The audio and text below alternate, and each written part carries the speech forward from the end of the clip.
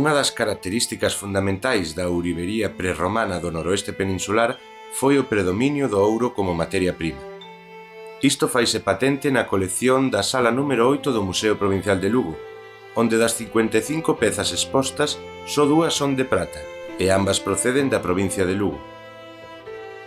44 destas pezas pertencen á colección de Gil Varela.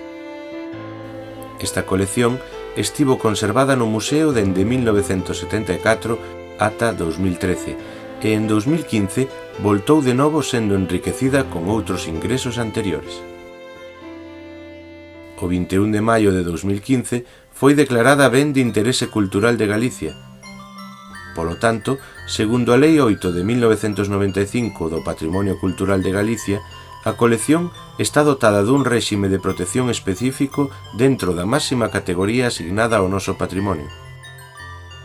Ao mesmo tempo, considérase como un elemento de gran valor cultural, artístico, histórico e arqueolóxico, mais tamén identario e colectivo para o pobo galego. O repertorio decorativo e ornamental prima os motivos xeométricos sobre os figurativos. Todo este conxunto de xoias áureas compaxinaban a súa función de adorno coa de símbolo de riqueza ou poder. A súa orixe é indíxena e prerromana, aínda que hai aportes externos. Temos pezas representativas da Idade do Bronce, segundo milenio antes de Cristo, como os brazaletes e as gargantillas de tiras. Tamén hai pezas da ourivería castrexa, das que son especialmente características as arracadas e os torques.